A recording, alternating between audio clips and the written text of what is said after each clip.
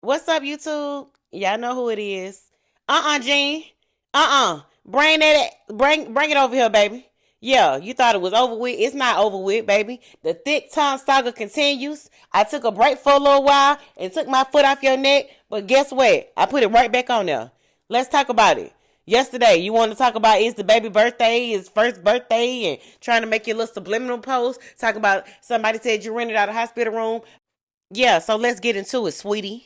In 2024, a 46-year-old woman from Fort Myers, okay, made one of the most bizarre and disturbing decisions of her life.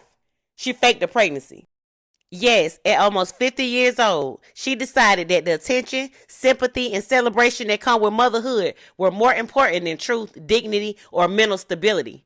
For 9 whole months, y'all, she lied to the world, building an entire fantasy around a baby that didn't exist. Maternity photos were staged. Okay? This wasn't just about pretending to be pregnant, though. She had a bigger goal in mind.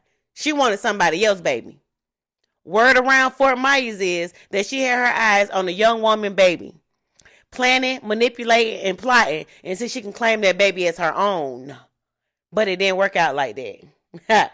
Now, in 2025, the baby just turned 1, and this woman, still delusional, posted a full-blown birthday tribute online, claiming to be the child's biological mother. Yeah, but the truth is, she never gave birth. There's no proof of it. No hospital records, no delivery, no birth certificate with her name on it, nothing. Just a web of lies and Facebook posts. Okay? Now, the people in Fort Myers were talking, baby. People who know her, people who watched this whole charade unfold, and they was calling out. They calling it what it is, mental illness. Because you have to be seriously unwell to fake an entire pregnancy and try to steal somebody else's baby and convince yourself that this child is yours. There's just no way that you could be mentally sane and do anything like that. The community isn't fooled anymore, baby. They seen through the act. And while you continue to post birthday shout outs and pretend to be a loving mother, the truth is out. The baby never came from your body, and no amount of social media delusional will change that, sweetie. Now let's read this post that someone made who is from Fort Myers and who knows her also well. I know the hospital, like not this crazy Carol Squarepants again. Not Carol Squarepants. Girl, them people so sick of you down there coming to their hospital playing games. Let's get to the next one. Miss Carol really went to the hospital and got in them people hospital bed with somebody else's baby and act like it was hers. Baby, if that ain't being called out, I don't know what it's called, baby. You were called out a long time ago, sweetie. Yeah, this woman is so delusional. She made a post. Somebody commented under her post, and this is her reply. The ex and I have developed a best friend relationship. A best friend relationship? Girl, stop. The only best friend you got is that dog that you tucked in that bed and you was talking to on Facebook Live. That's the only best friend that you got. Okay. Then under another comment, someone told the truth.